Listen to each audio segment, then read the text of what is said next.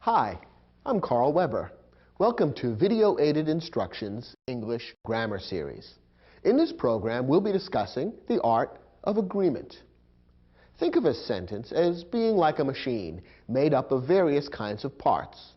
A sentence, of course, is made up of parts called words. We give them names like noun, verb, pronoun, adjective, adverb, and so on. These are the parts of speech. Of course, the parts of a machine must be carefully chosen to fit together. You wouldn't want to put the transmission from an '82 Chevrolet into a '96 Honda, not if you wanted the car to run properly. In the same way, the parts that are chosen to fit into a sentence must be carefully selected to work together properly. In grammar, this is known as the principle of agreement. In this program, we'll look at some of the most common problems with grammatical agreement. You'll learn some simple rules for making sure that the sentences you write obey the principle of agreement. Follow these rules, and the sentences you write will hum like a well-tuned engine. Ready? Let's begin.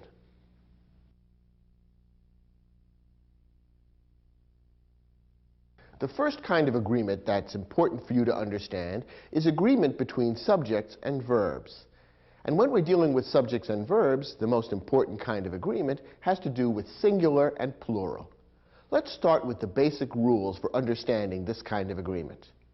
First, what do singular and plural refer to? Singular words refer to one person, place, thing, or idea. Here are a few examples of singular words: woman, village, kayak, time. Each of these refers to one person, place, thing, or idea. A woman is a person, a village is a place, a kayak, which is a kind of boat, is a thing, and time is an idea. Now, plural words refer to more than one person, place, thing, or idea. Here are some examples of plural words: women, villages, kayaks, times. In each of these cases, we've taken the singular word that we gave you a moment ago and turned it into plural. Now it refers to two or more women, villages, kayaks, or times. Now, in English, plural nouns are usually formed by adding the letter S or ES to the singular form. So, for example, the word car, which is singular, becomes plural simply by adding the letter S at the end, cars. The word box becomes plural by adding ES at the end, boxes. Perhaps you can see that simply adding the letter S at the end would create a word that's rather awkward looking and difficult to pronounce, and that's why words that end in X are generally made plural by adding ES rather than simply S. In other cases, the spelling of the word varies slightly in order to turn the singular into the plural. Take a look at this word. The singular is story, the plural is stories. Once again, ES has been added at the end of the word, but notice that the letter Y has been changed to an I, so that the spelling of stories is S-T-O-R-I-E-S, a small but important change that's necessary to know if you're going to use this word correctly. Most English plural words end in S or ES, but a few form their plurals in unusual or special ways, and it's important to recognize these rules as well. These have to do with proper spelling. Here are some examples of these exceptional words. Men, women, and children are three words that are frequently used in English and all form their plurals in unusual ways. The singular of men is man, so you see that the vowel A has been changed into an E to turn the word from singular to plural. Similarly, the singular of women is woman, spelled with an A, and again the vowel has been changed to E to turn singular into plural. The singular of children is child, so here the letters R-E-N have been added at the end. What's the rule or principle that underlies these changes? Well, there really is none. You simply have to remember and apply these rules when you use these words. Take a word like leaf. When we turn this into a plural, not only do we add ES at the end, but we also change the spelling. The F that ends the word leaf turns into a V, and the plural form of leaf is leaves. Many, though not all words that end in F, are turned into plurals in just this way, by changing the F into a V and then adding ES. And then there are a few words referring to different kinds of animals which are exactly the same in the singular and the plural. For example, sheep is the singular referring to one kind of animal, and if you had a whole flock of them, you would refer to a flock of sheep. Yes, the word sheep is exactly the same in the singular and the plural. Here's a tip. When you're writing an English sentence and you have to use a plural word and you're not certain how to form the plural, look it up in your dictionary. You'll find that for any word where the plural is formed in an unusual way, you'll be told exactly how to form it. But again, the vast majority of words in English are turned from singular to plural simply by adding S or ES at the end. Now, all the words we've looked at so far are nouns, words that name people, places, things, or ideas. Verbs can also be singular or plural. In many cases, the singular and plural form of the verb are exactly the same, but in a few cases, the singular and plural are different. Once again, you need to learn how these are formed and practice using them correctly. In most cases, it's very easy to recognize and use the singular and plural. One thing about English that may be a little bit confusing is that the singular forms of verbs often end in S or ES. This can be confusing because, as we saw a moment ago in the case of nouns, S or ES at the end is usually the sign that a plural is involved. With verbs, it's just the opposite. The singular form of verbs often end in S or ES. So, for example, look at these phrases.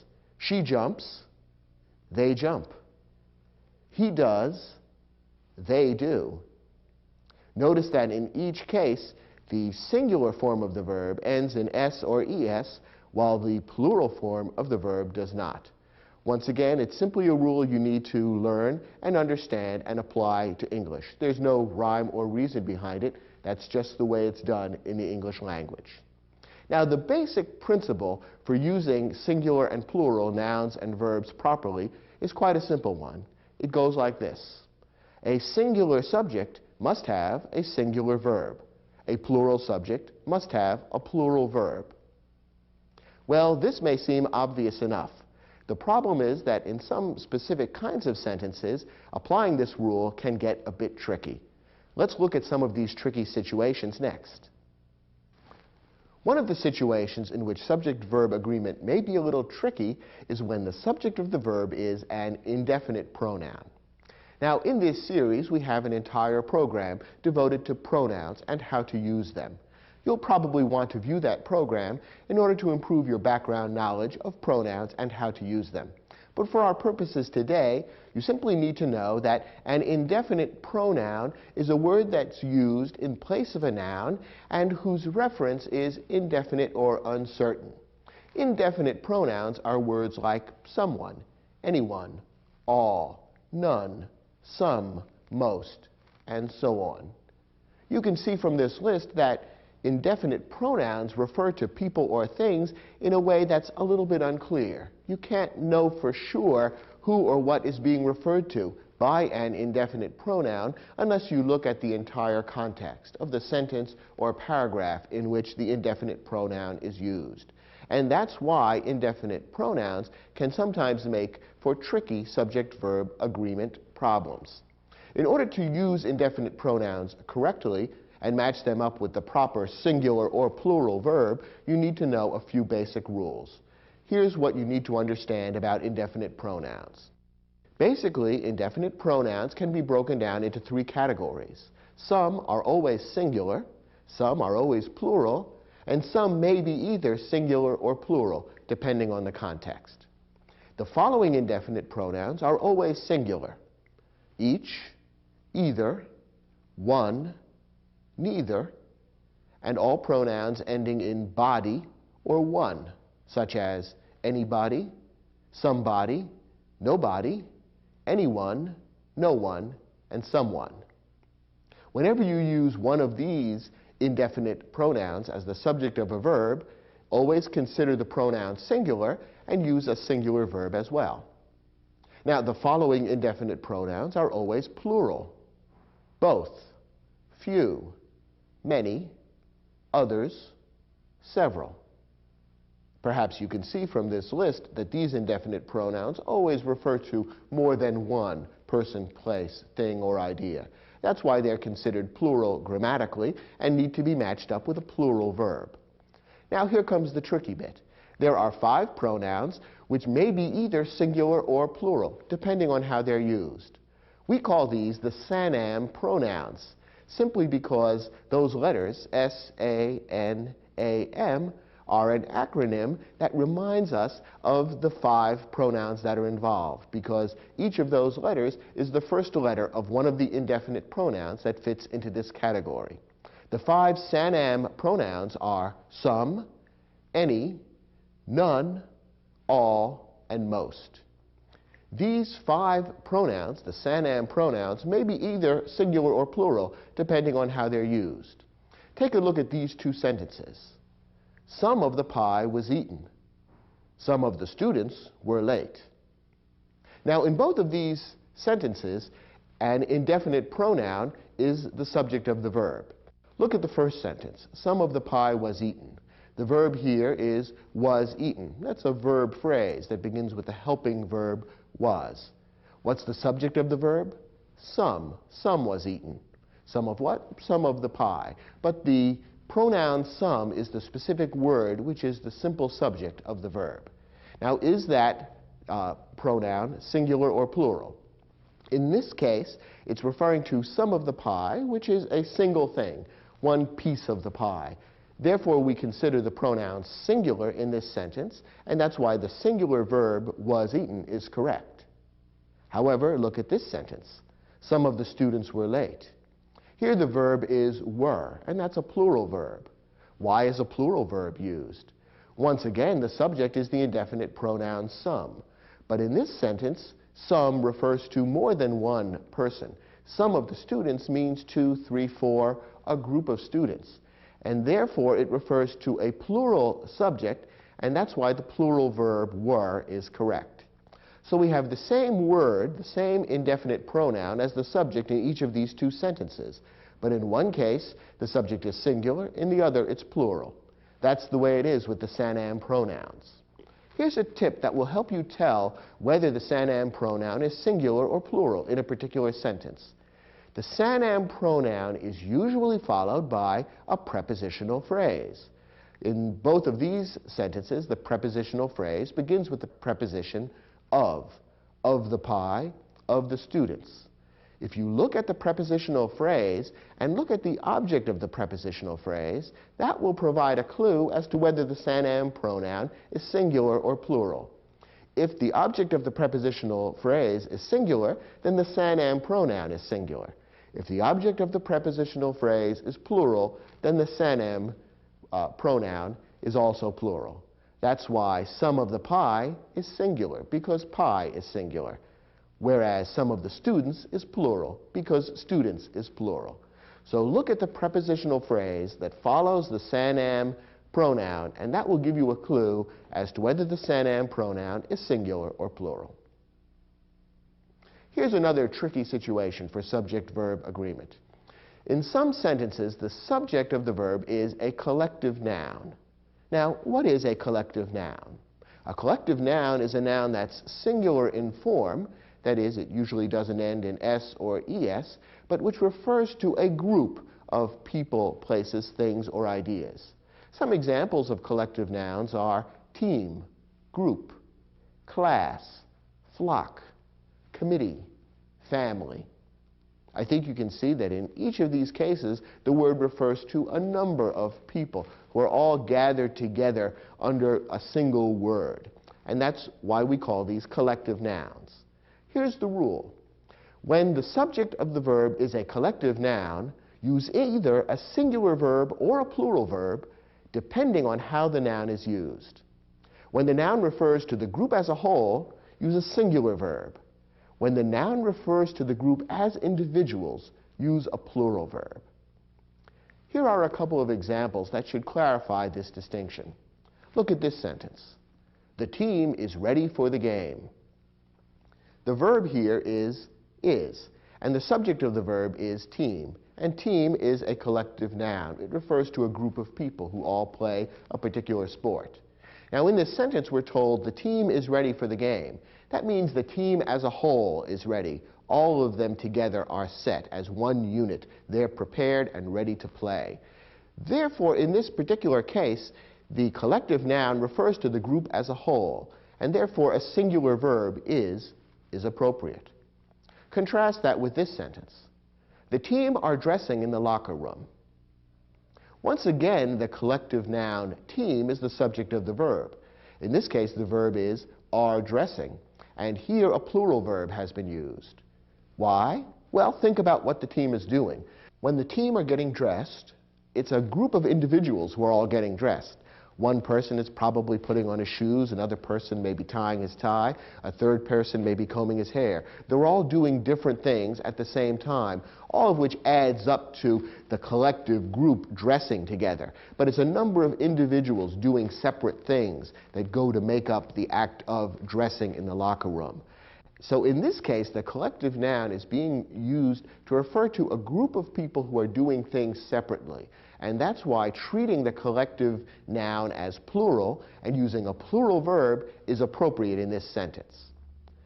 I'll point out that in the majority of cases, collective nouns are singular and are used as such. So when in doubt, go with a singular verb, because in most cases, when a collective noun is used, the group is being referred to as a whole. And it is the exception when the collective noun is being used to refer to the group as a collection of individuals, as in this case. But that's the rule, and now you know why collective nouns will sometimes be used with a singular verb, sometimes with a plural verb. If you practice this distinction, you shouldn't have too much difficulty using collective nouns. Here's another tricky situation for subject-verb agreement. A subject that describes an amount is singular.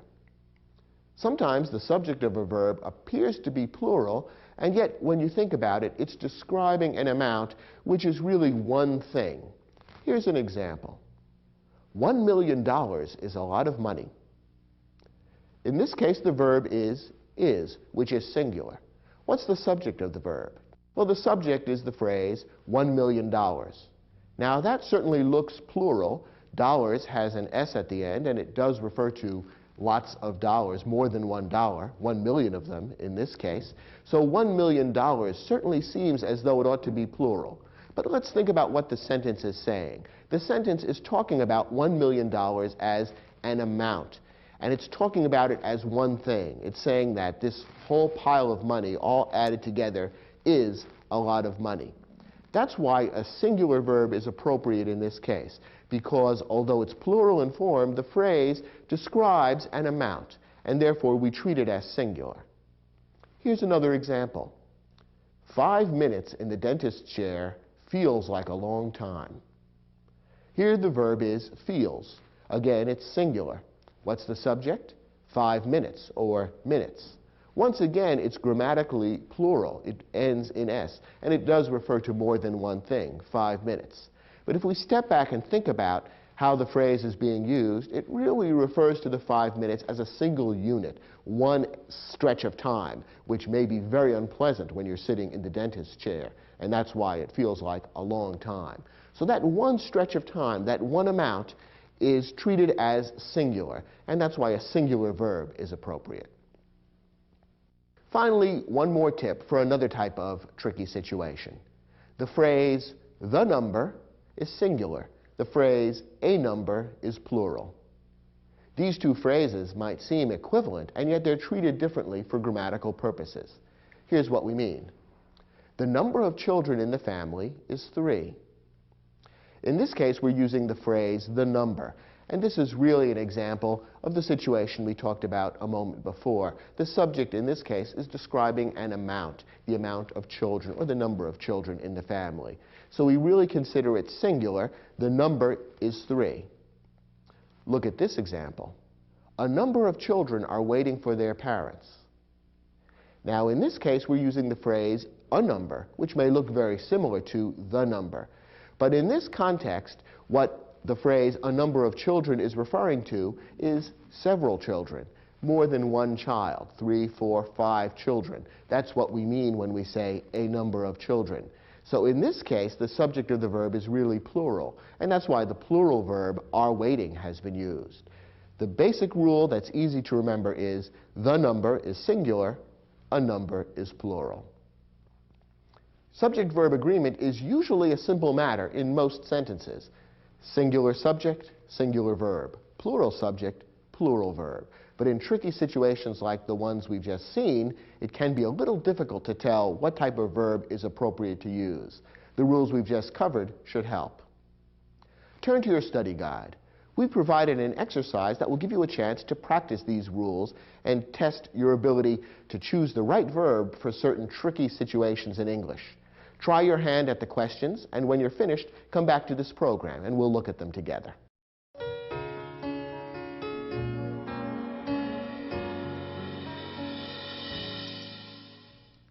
In each of these sentences, a verb was omitted, and your job is to decide which of the two verbs you're given to choose from is correct in the context. In each case, the two verbs that are provided are first singular, then plural. So if you could figure out whether the subject was singular or plural, it would be pretty easy to choose the correct verb. Let's see how well you did.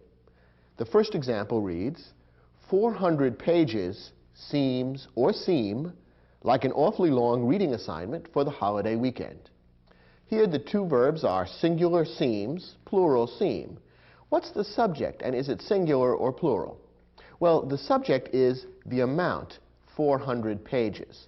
It looks plural, and it certainly is plural in form, since pages ends in S, and it does refer to more than one page, in fact, 400 pages. But remember our rule that a subject that describes an amount is normally singular. In this case, the entire amount, 400 pages, that long book, is being treated and considered as a single thing. That whole amount is a long reading assignment. And that's why the singular verb seems would actually be correct. Remember that when the subject is plural in form, but it describes an amount which is treated as one thing, you want a singular verb. And that's why seems would be correct in this sentence. Our next example. Neither of the injured dancers is or are feeling well enough to perform this evening. Here we have a choice between the singular verb is and the plural verb are. Which is correct? Well, the subject is neither. And you might recall that neither is one of the pronouns that's an indefinite pronoun which is always singular. That's one of the pronouns on that list which would always be singular. And in fact, if you think about how the pronoun is being used, you can see that it refers to one person. When we say neither of the dancers, we mean each one of them, one at a time. We're considering that each of them individually is not feeling well enough to perform this evening. Since we're talking about each of the dancers one at a time, it should be considered singular. And the pronoun neither is singular grammatically, and that's why the singular verb is would be correct in this sentence. Our next example. The orchestra has or have recently completed a successful tour of several Asian countries. Now in this sentence, the subject is the collective noun orchestra.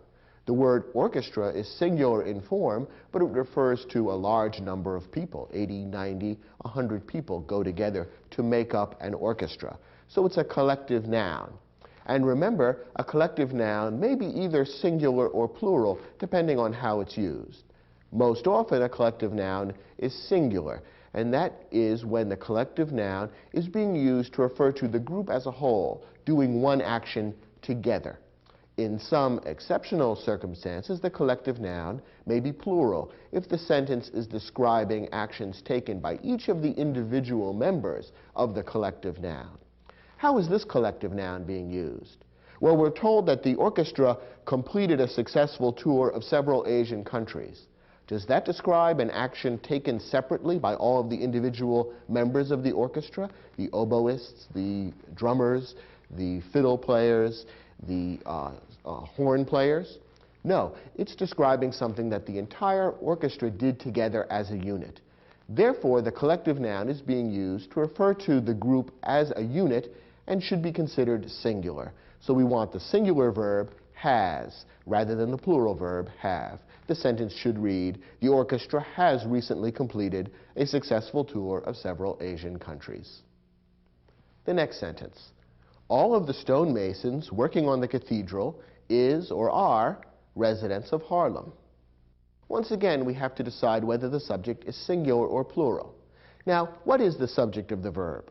Is it cathedral, stonemasons, or all? It's actually the pronoun all. The sentence is not saying something that the cathedral is or are, nor is it saying something that the stonemasons is or are. It's saying something that all is or are. And in the next lesson in this program, we'll explain exactly why the pronoun all should be zeroed in on as the subject of the verb. It's a little bit tricky in its own right. But the indefinite pronoun all is the subject of this verb. Now, is all singular or plural? Remember that all is one of the 5 indefinite pronouns that we call the Sanam pronouns. Some, all, none, any, and most. Those 5 pronouns may be either singular or plural, depending on how they're used. Now, in this case, is the pronoun all referring to one or more than one person? Remember our tip. Look at the prepositional phrase that follows the Sanam pronoun, and that will give you a clue as to whether one or more than one subject is being referred to. Here, the prepositional phrase that follows the pronoun all is of the stonemasons. And the object of that preposition of is masons, which is plural. So taken together, the entire phrase, all of the stonemasons, is referring to more than one person. It's a group of stonemasons. So in this case, the Sanam pronoun all is being used as a plural pronoun, and so a plural verb is necessary. The sentence ought to read, all of the stonemasons working on the cathedral are residents of Harlem, plural. And our last example. Everyone in the class was or were surprised at how easy the final exam was. Once again, an indefinite pronoun is being used as the subject of the verb. In this case, the indefinite pronoun is everyone. Now remember what we said. All indefinite pronouns that end in either body or one are always singular. So everyone, someone, no one, all 3 of those indefinite pronouns would always be treated as singular grammatically. So we need a singular verb in this sentence, and it ought to read, everyone in the class was surprised at how easy the final exam was. Were you surprised at how easy these questions were? I hope so. Let's move on to our next lesson.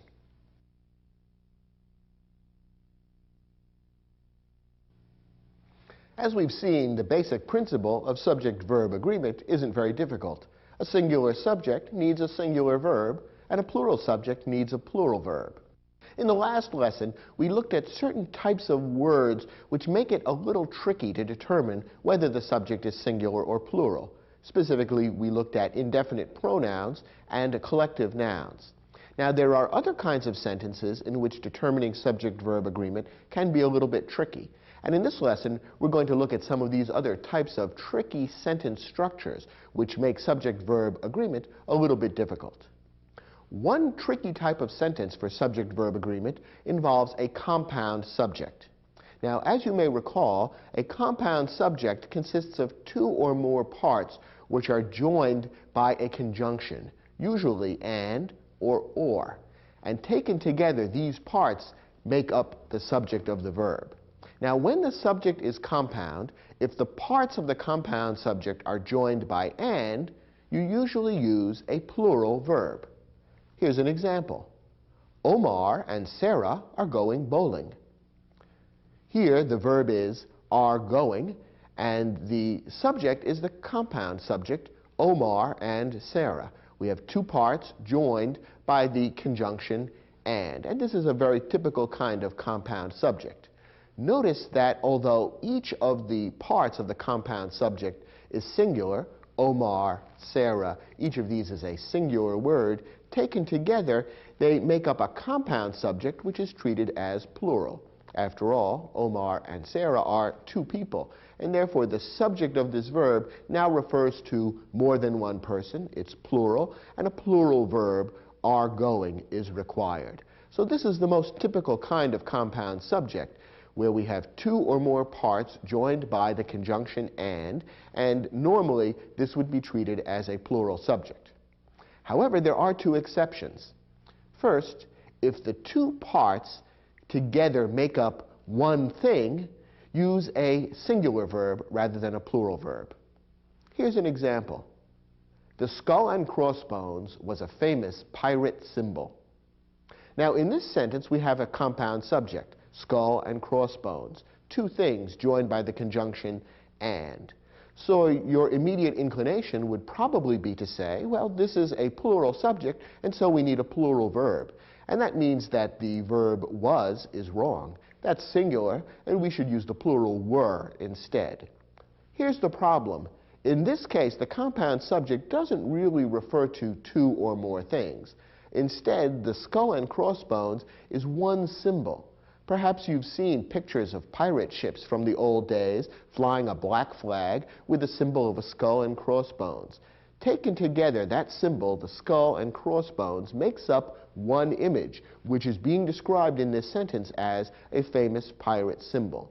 Since the two things that are mentioned here really go together to form one image or one symbol, we treat it as singular grammatically. And that's why the singular verb was is actually correct in this sentence. The skull and crossbones was a famous pirate symbol. This exception to the rule doesn't come up very often, but when it does, you should be aware of it and be looking for a singular verb rather than a plural verb. Here's the second exception. If the two parts of the compound subject are preceded by each or every, use a singular verb. When we use the words each or every in front of the parts of a compound subject, we are really changing the subject so that we're talking about each element of the subject separately and individually. And that's why we're turning the subject from plural into singular. Look at this example. Each pot and pan was washed and carefully put away. Notice that in this sentence we've got the singular verb was washed and was put away, rather than the plural verb were. Why is that? Well, here we do have a compound subject, pot and pan, joined by the conjunction and, which would normally lead us to expect a plural verb, but it's preceded by the word each. And therefore, the subject is changed from plural to singular. We're now talking about each individual pot and pan, one at a time. And therefore, we use the singular verb was rather than plural. Once again, this exception doesn't come up too often. 90% of the time, when you have a compound subject that consists of two or more parts joined by the conjunction and, you want a plural verb. But in this particular case, you want a singular verb instead. Now, when the subject is compound, if the parts of the compound subject are joined by the conjunction or, we have a different rule. In this case, the verb should match the subject that is closest to the verb. This is a slightly strange and surprising rule, but let's look at a couple of examples and you'll see how it works. Either Andre or his parents have left an umbrella in the closet. Now, here we have a compound subject which consists of two parts, Andre, his parents. Now, notice that one of the parts is singular, Andre, the other is plural, his parents, and they're joined by the conjunction or. That means the rule kicks in that the verb should agree with whichever subject is closer to the verb. We have two subjects, one singular, one plural. Which one is closer to the verb have left? Well, his parents is closer to the verb than Andre. Since the plural subject is closer to the verb, it comes second in the compound subject. The verb should also be plural. So have left is correct. What does this mean? It means that if you were to reverse the order of the parts in the compound subject in this particular sentence, the verb would have to change. So if the sentence were changed to read like this, either Andre's parents or Andre, then the verb would have to be has left. Singular would now be correct because Andre, the singular subject, is now closer to the verb than the plural subject. So it does make a difference what order the subjects are given in this particular type of situation. So when the compound subject consists of two or more parts separated by or, decide on subject-verb agreement by looking at the subject that's closer to the verb. One more example. The students or their teacher is expected to close the classroom door. Same kind of situation. Here we have two subjects separated by or. Students, their teacher. The first one, students, is plural. Their teacher is singular. Which one should the verb match?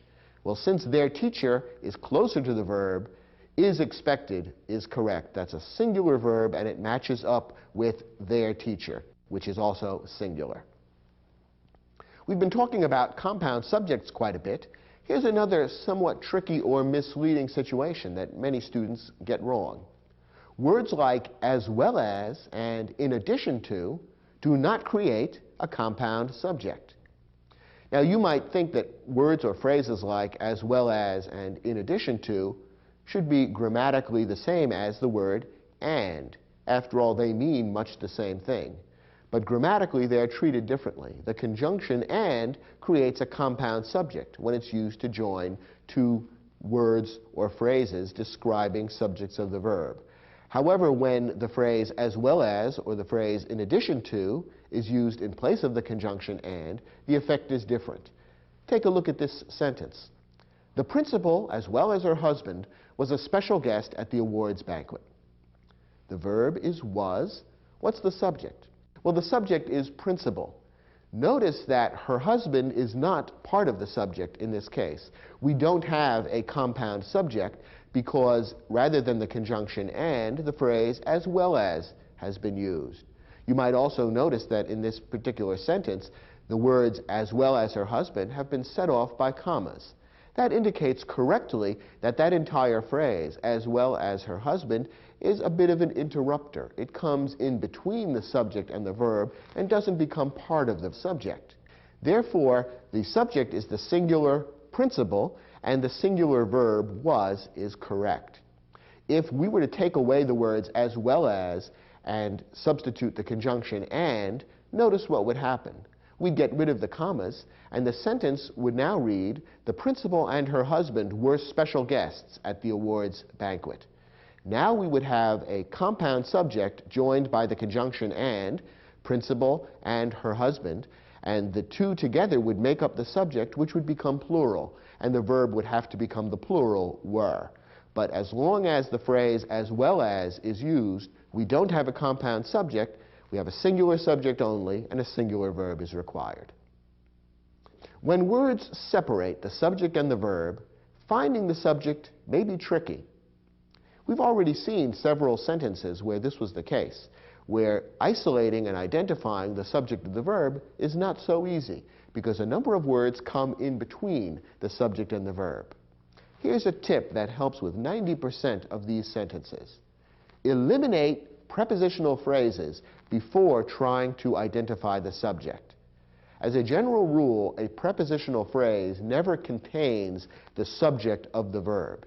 And therefore, when you're looking for the subject of a sentence, in order to make sure that you've got subject-verb agreement correct, you can mentally eliminate all the prepositional phrases, all the phrases that begin with those little prepositions, words like of, in, by, for, from, to, with, and so on. Eliminate those prepositions and the words that follow them, and what remains must contain the subject. That's an easy way of eliminating all the words that might distract you from isolating the real subject and therefore confuse you as to how subject-verb agreement should work. If you can eliminate the prepositional phrases, that will help you a lot in zeroing in on the correct subject of the verb. Take a look at this example. The distance between the Earth and the more distant stars of our galaxy is difficult to measure. In this case, the verb is easy to find, as it usually is in most sentences. The verb is. Now that's a singular verb. Is the sentence correct or incorrect? Well, we have to identify the subject in order to determine whether a singular verb is correct or incorrect. Now, what is the subject? What is it that's difficult to measure? Is it the distance? Is it the earth? Is it the stars? Is it the galaxy? All of those are nouns, and any one of them could be the subject of the verb. But which one really is the subject of the verb? Well, in order to figure out what's difficult to measure, we need to eliminate prepositional phrases. That will help us zero in on what the real subject of the verb is. And there are a few prepositional phrases here. Between the earth and the more distant stars is one prepositional phrase, and of our galaxy is another prepositional phrase. Between and of are both prepositions, and the words that follow those prepositions and are linked to them are the objects of the prepositions. By eliminating those phrases, we can see that what's left is the distance. And in fact, that makes sense. After all, that's what is difficult to measure. The distance is what is difficult to measure. So the sentence is saying that the distance is difficult to measure. Distance is a singular word, and so the singular verb is correct. You might have been confused because the noun stars, for example, is plural, and that might lead you to momentarily think, well, perhaps we need a plural verb in this sentence. It's not true. Eliminate the words that come between the subject and the verb, particularly the prepositional phrases, and what remains is the real subject, and that will tell you how subject-verb agreement ought to be handled. In addition, when the subject follows the verb, finding the subject may be tricky. As you've already seen, in the great majority of English sentences, the subject comes before the verb. But occasionally that's not true. And in that case, you need to look after the verb to find the subject and make sure that it agrees with the verb. Here's a tip. In a question or in a sentence beginning with there or here, the subject usually follows the verb. So when you're dealing with a sentence which poses a question or which begins with there or here, look after the verb to find the true subject. Here are a couple of examples. Are the computers ready for installation? Here the verb is the very first word in the sentence, are, and that's often the case with questions. There's a question mark at the end of this sentence, which is certainly a telltale sign that we're dealing with a question here. Since the verb comes first, obviously the subject must come later. Now, what's the subject of the verb are? Well, the subject is the noun computers. Notice that if we were to turn this sentence away from being a question into being a statement, it would read something like, the computers are ready for installation. And then it would be obvious that computers is the subject of the verb are. Since computers is plural, the verb are, which is also plural, is perfectly correct. Because this is a question, we need to look after the verb to find the subject. One more example. There is a good reason for my lateness this morning. In English, many times we speak sentences or write sentences that begin with there is, there are, here is, here are. You might at first glance think that there or here is the subject, but neither of those is a noun, and so therefore they can't really be the subject of the verb. Remember our tip. In sentences that begin with there or here, the verb normally precedes the subject. The subject comes after the verb. In this case, the verb is, and what follows, reason, is actually the subject. Reason is singular, and so the singular verb is correct. Once again, when a sentence begins with there or here, the subject normally follows the verb, so look after the verb to find the subject and make sure it matches with the verb in terms of number, singular or plural. Do you think you've mastered these tricky situations and how to apply subject-verb agreement appropriately in each of these types of sentences? Well, let's test that. We've provided an exercise in your study guide that will test the skills we've just discussed. Try your hand at those questions, and when you're finished, come back to the program, and we'll see how well you did.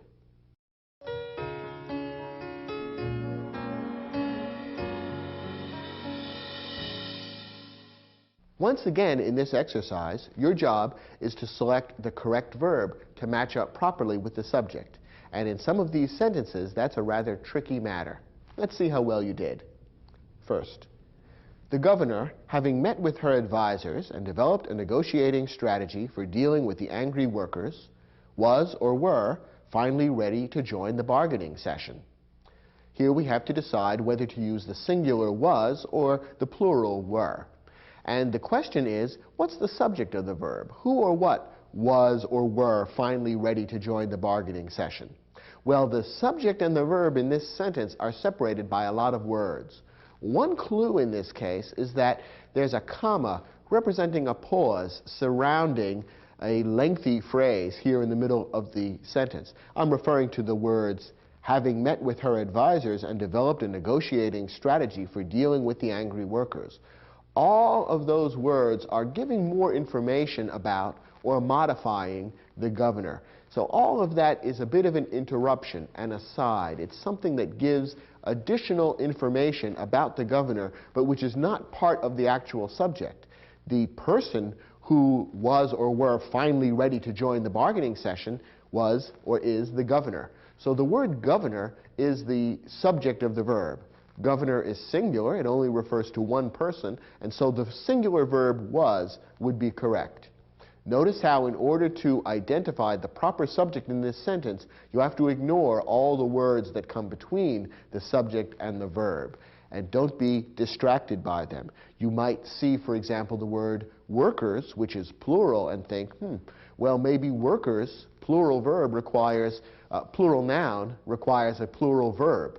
But that's not the case, because the workers, that's not the subject of the verb. The workers were not finally ready to join the bargaining session. It's the governor who was finally ready. Singular subject, singular verb. Next example. Here in the deepest recesses of the ocean is or are some of the most mysterious creatures on earth.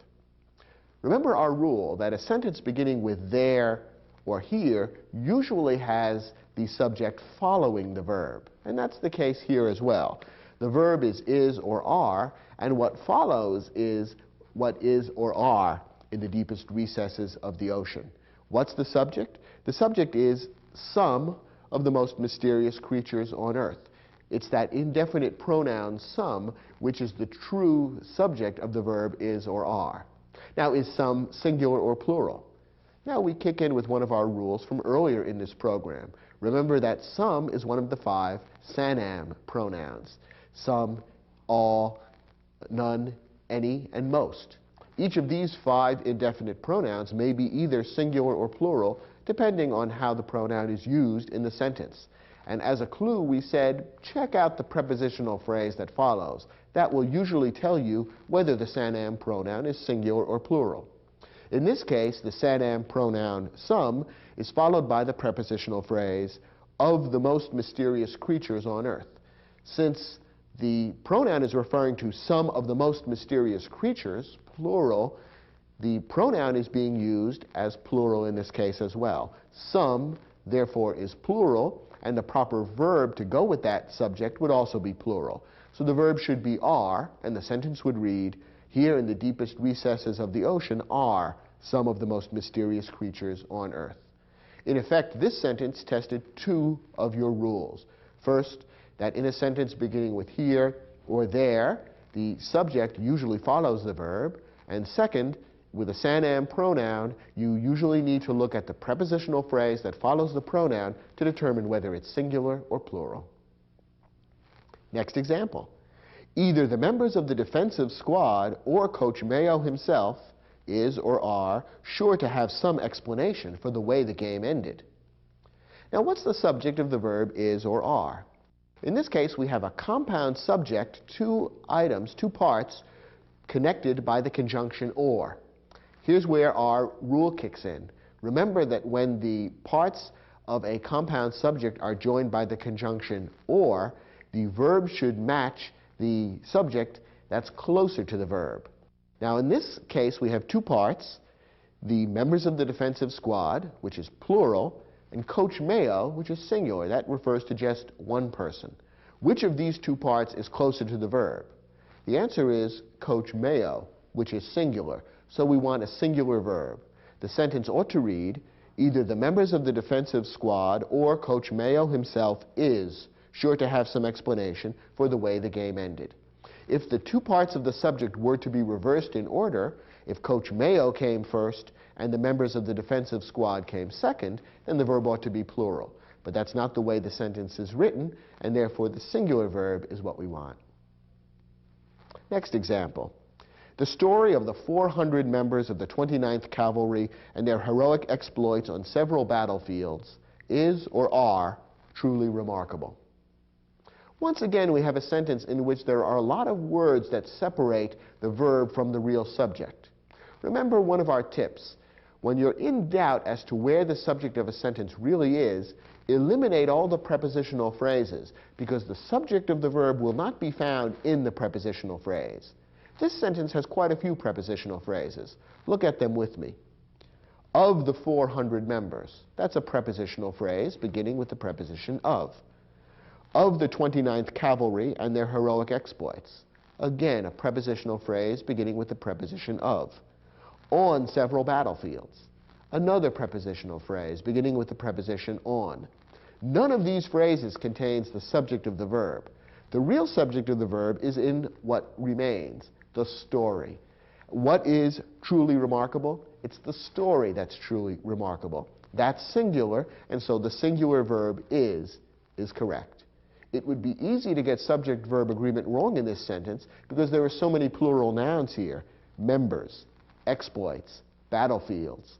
You have all those plural nouns ringing in your ears when you come to the verb is or are, and it's easy to select are, thinking, well, I've got a plural subject here. But remember, eliminate the prepositional phrases because they don't contain the subject. The real subject is story. It's the story that's remarkable, and therefore the singular verb is correct. Our last example. The elementary school cafeteria offers 12 kinds of sandwiches, yet peanut butter and jelly remains or remain the most popular of all. Here we have a compound subject, peanut butter and jelly, and the two parts of the compound subject are joined by the conjunction and. In almost every case, the compound subject where the parts are joined by the conjunction and would be treated as plural. So the plural verb remain would normally be correct. But here we have one of our exceptions. Remember that in a few instances, the two parts of a compound subject joined by and really go together to form a single thing. We saw the example of the skull and crossbones, which formed a single symbol. In this case, we have another example of a compound subject which really amounts to a single thing. Peanut butter and jelly is one kind of sandwich, one recipe, if you will. It's a single dish rather than two separate things. So what's being described here is really one sandwich, and therefore the compound subject, peanut butter and jelly, should really be treated as singular, because peanut butter and jelly is actually one thing for the purposes of this sentence. So in this somewhat tricky example, the singular verb remains would be correct, and the sentence should read, the elementary school cafeteria offers 12 kinds of sandwiches, yet peanut butter and jelly remains the most popular of all. Did you get all 5 of these sentences correct? If so, you've really mastered these tricky rules about subject-verb agreement. Good job.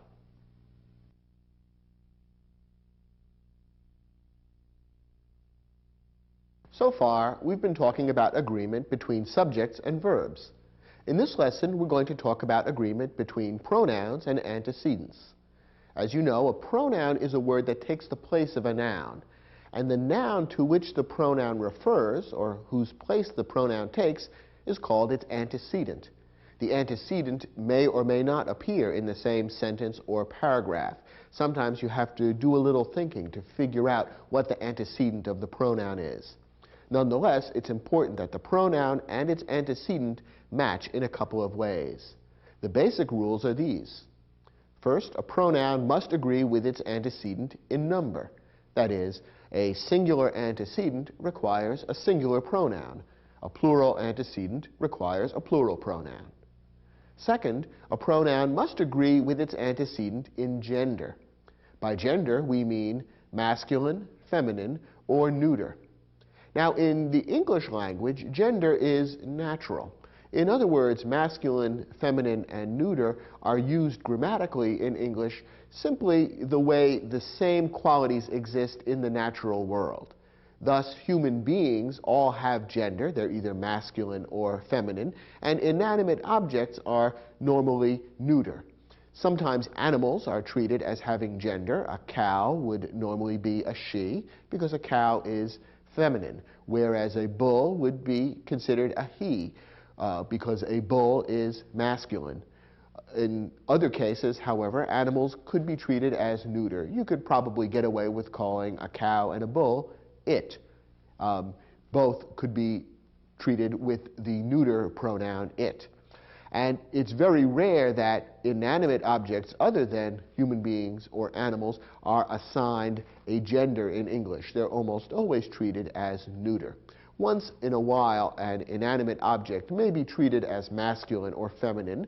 For example, sometimes someone might speak about their boat as being she, but that's rather rare and unusual. So for all practical purposes in the English language, gender is natural and not purely grammatical. Of course, this is different from some other languages that you may know, where it's necessary to memorize the gender of long lists of nouns. The sun, the moon, the stars, all of these are assigned masculine or feminine attributes grammatically. That's not the case in English. All of those inanimate objects would simply be referred to as it, using the neuter pronoun. However, when you're dealing with human beings, and in some cases with animals, you do need to be aware of gender and use masculine or feminine appropriately. The pronouns he, him, and his are masculine. The pronouns she, her, and hers are feminine. The neuter pronouns are it and its, and these are used for antecedents that are neither masculine nor feminine. Notice that the plural pronouns they, them, and their can be used for antecedents of any gender, masculine, feminine, or neuter. So once you move from singular to plural, everything becomes very simple. You don't have to worry about gender anymore. Again, these basic rules are quite simple, and in most sentences you won't run into any difficulty in following them and making sure that the pronouns and antecedents match both in number and in gender. But there are a few tricky situations that arise, and we'll cover those now. First, use a singular pronoun to refer to a singular indefinite pronoun. Use a plural pronoun to refer to a plural indefinite pronoun. Now, we've seen earlier in this program that indefinite pronouns can be tricky to use in terms of their singular and plural qualities. Indefinite pronouns may sometimes seem to refer to plural qualities, that is, to groups of people, and yet be treated as grammatically singular. All the same rules that we discussed earlier in this program about which indefinite pronouns are singular and which ones are plural would apply when matching them up with pronouns that refer back to these pronouns. So follow the same rules in terms of singular and plural, and any pronouns that refer back to indefinite pronouns should be used correctly in your sentences. Here's an example. Each of the men was waiting for his wife. Now, here we have the pronoun his referring back to the antecedent each. Each of the men was waiting for his wife. Whose wife? Each of their wives. So each is the antecedent of the pronoun his. So we have a pronoun acting as an antecedent for another pronoun, which can sometimes happen. Now remember, the antecedent and the pronoun must match in number. So in order to determine whether the pronoun his is correct, we need to look back at that antecedent and decide whether it's singular or plural. Is the antecedent each singular or plural? Well, remember that the indefinite pronoun each is one of the ones on the list that are always singular. Each is always singular, and therefore to refer back to it with a singular pronoun is perfectly correct. Notice, too, that the verb was waiting is also singular, and that's also correct. So the entire sentence is singular. Each is a singular indefinite pronoun. The singular verb was waiting is correct, and the singular pronoun his, referring back to each, is also correct. Here's a different example. Many of the women were waiting for their husbands. Now here we have the pronoun their, which refers back to the antecedent many. Many were waiting for their husbands. Now what about that pronoun many? Is it singular or plural? Again, it's an indefinite pronoun, so the answer isn't necessarily obvious. Once again, many is one of our Sanam pronouns, those 5 pronouns which may be either singular or plural, depending on how they're used. And our tip is always to look at the prepositional phrase that follows the Sanam pronoun to help you determine whether it's singular or plural. In this case, many is followed by the prepositional phrase of the women. And the object of that prepositional phrase is plural, women. Therefore, the Sanam pronoun many is also plural, and there, the pronoun that refers back to many is also correct. Many is plural, the verb we're waiting is plural, and there is also plural. All these 3 match together, and therefore the sentence is perfectly correct.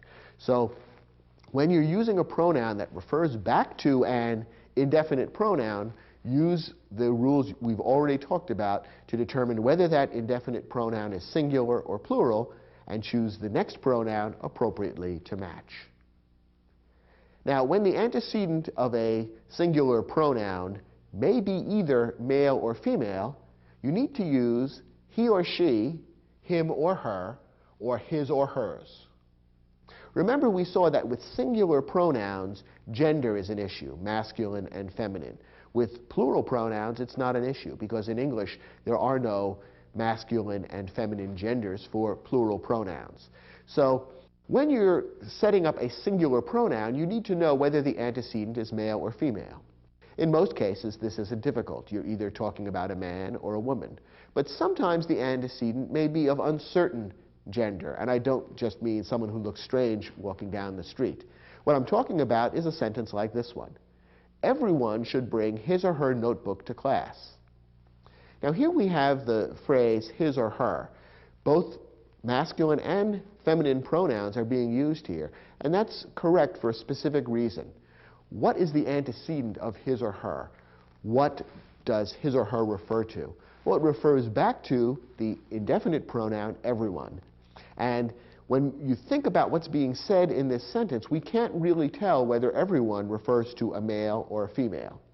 Now, this might be false in a specific circumstance. For instance, suppose this happened to be a class made up of nothing but men.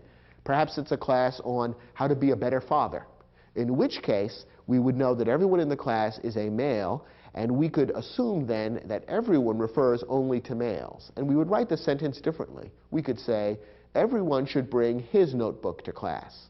On the other hand, it could be a class made up only of women. It could be a class in auto repair for women. If everyone in the class were female, then the sentence could correctly read, everyone should bring her notebook to class. However, most classes nowadays include both men and women. And so the indefinite pronoun everyone needs to be considered in this case as possibly either masculine or feminine. Under these circumstances, the correct way to set up the sentence is by using the phrase his or her. And that's what we've done in this sentence. Everyone should bring his or her notebook to class. That way, no matter whether the individual student is male or female, the correct pronoun would have been used. Now, this sentence is an interesting example of how language reflects social changes. At one time, the rule for this kind of sentence was different. The rule at one time, a number of years ago, was that in English, you would use the masculine pronoun in a sentence like this. The idea seemed to be that girls were invisible. Women could be ignored, or they would simply be considered as included within the masculine pronoun. And there are still a few very old-fashioned writers who still follow that rule. They would write this sentence, everyone should bring his notebook to class. And they would say, well, if the women don't like it, that's too bad. That's the way I learned grammar when I was a child back before the war. Some of these old-fashioned writers are the same people who complain about having women commentators at football games. The rule that most people follow nowadays is not to use the masculine pronoun, but the rule we've given you, to use his and her. That's considered more correct and polite, and it does recognize half of the human race appropriately. There is one problem with this construction. It can feel a little bit awkward, and if the same kind of construction occurs 2 or 3 times in a paragraph, it can feel especially awkward. If you find yourself writing a paragraph in which you are saying his or her, he and she, over and over again, it begins to feel a little bit uncomfortable. You're throwing in so many extra words. Here's a tip for how to get out of that problem. For a more graceful sentence, try rewriting it in plural form. Here's the clever thing about the English language. As we've seen, in English, plural pronouns don't have gender. There's no masculine or feminine. You use they, them, and their, no matter whether you're dealing with male, female, or neuter antecedents. So if you make a sentence like this plural, you get beyond the gender issue altogether. So this sentence, everyone should bring his or her notebook to class, could be rewritten the following way. Students should bring their notebooks to class. Now we've used the plural pronoun there to refer back to the antecedent students, and there is neither masculine nor feminine. It includes males, females, what have you. And so this gets around the question of gender and makes for a shorter, more concise, and a little more graceful sentence. So if you find yourself writing a number of sentences with his or her, he or she, over and over again, and it is beginning to feel awkward, stop and look at the sentence and see whether you couldn't say the same thing using a plural structure instead. That's an easy way to get around the gender issue without offending half of the human race. And it's a clever trick that skilled writers often use. Now that you've learned a few basic tips about how to master pronoun and antecedent agreement, turn to your study guide and try the exercise, which will test those skills. When you're finished, come back to this program and we'll take a look at those questions together.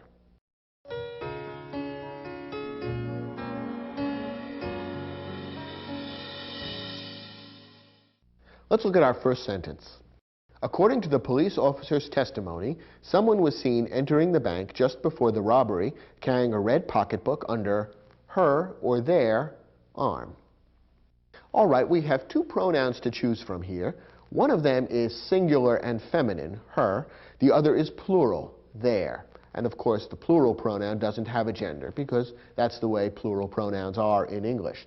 So we have to decide whether to choose a singular or a plural pronoun. Notice, by the way, that a feminine pronoun, her, has been given rather than a masculine pronoun, his. Why is that? Well, the person is described as carrying a red pocketbook. So I guess the assumption is that this person is a female, because in our society, more females carry red pocketbooks than do men. So this appears to be a female that we're talking about, and that's why the feminine pronoun her has been used. Now, should a singular or a plural pronoun be used? What is the antecedent of the pronoun? That's always the rule in determining what the proper pronoun would be. What does the pronoun refer to?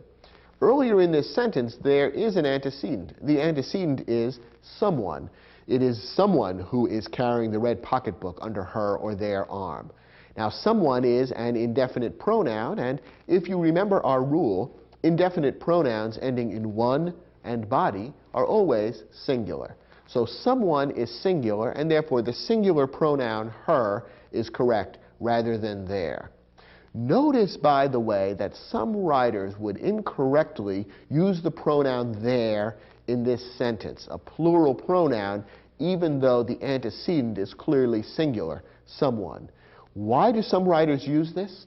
They use it as a way of getting around the gender issue, having to choose a masculine or a feminine pronoun. However, that's not an appropriate way to get around the gender issue by creating a mistake in terms of number. Someone is singular, and therefore you have to use a singular pronoun. As we saw in the lesson, if you're uncertain of the gender that is being referred to, you can use his or her, he or she, him or her. That would be the correct way of dealing with the gender issue. It's not correct to switch over to a plural pronoun unless you recast the entire sentence to make the antecedent plural as well. If the antecedent is singular, you have to choose a singular pronoun in this case, and that's why her is correct. Next example. Both of the skydivers had brought his or their own parachutes and safety gear in preparation for tomorrow's jump. His or their are the two pronouns we have to choose from. Again, one is singular and one is plural. Which is correct? Well, to answer that, we need to decide what's the antecedent of the pronoun. And the antecedent is the pronoun both.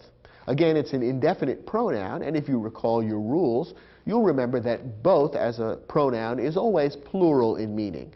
Therefore, the second pronoun in this sentence should also be plural to match its antecedent.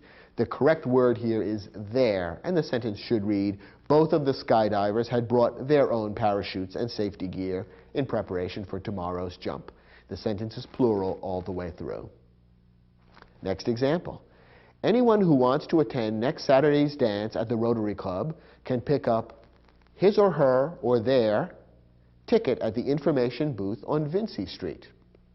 Once again, we have a singular or plural issue. We've been offered two choices of pronouns, his or her, which is singular, or their, which is plural. Which is correct? You might be tempted to choose their because in a general way the meaning of the sentence seems to be referring to more than one person. People who want to go to the dance at the Rotary Club would probably be more than one person. We're probably, in a general way, talking about a group of people. So your inclination might be to say, well, this is plural, and so the plural pronoun there is correct. But that's not how grammar works.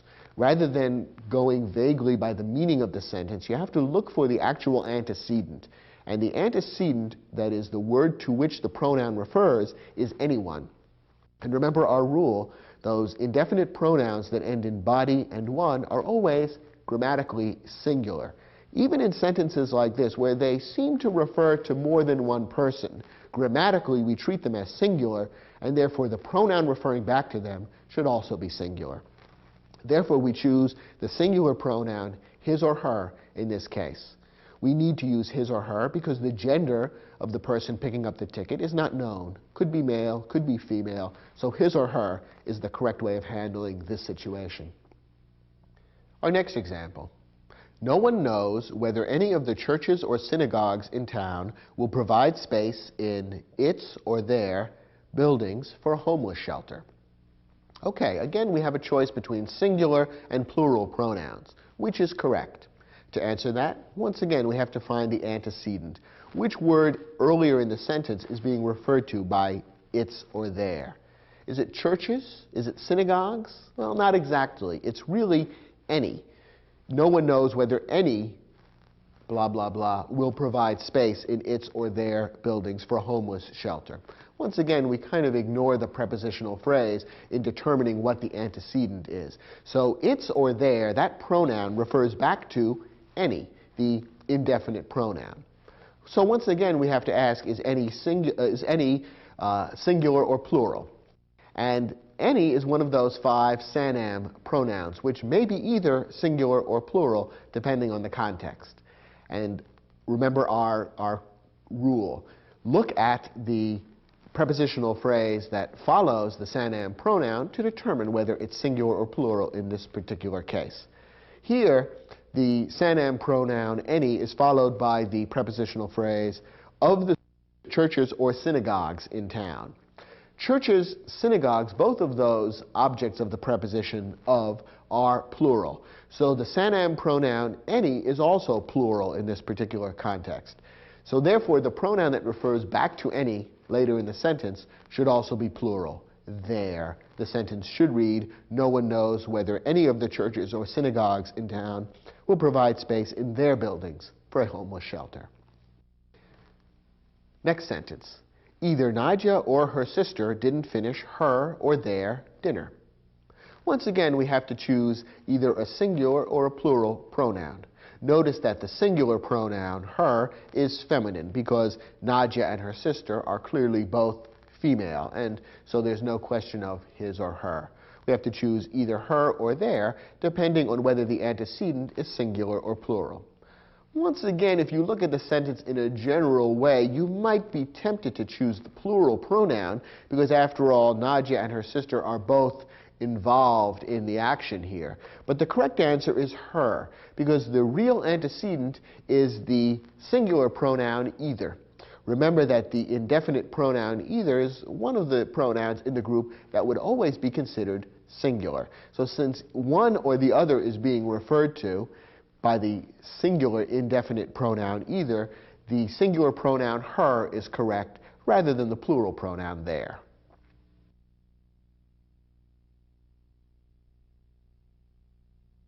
Well, so much for the art of agreement. Although people who are mastering English often make mistakes with subject-verb agreement and pronoun-antecedent agreement, I think you can see that actually agreement isn't very difficult to master. It's basically a matter of, first, learning some rules about what kinds of words are singular and what kinds of words are plural, and then second, knowing where to look. It's a little bit like being an auto mechanic. Picking the correct spark plugs for a particular engine isn't that difficult. You just need to know where to look in the manual to find the specifications that will apply to a particular car. In the same way, once you learn how to look at the sentence and find the subject or find the antecedent, then picking the correct verb or pronoun isn't terribly difficult. Keep practicing these skills, and I'm sure you'll find that they will come more and more naturally to you as time passes. Thanks for watching, and I'll look forward to speaking with you again on other programs in this grammar series.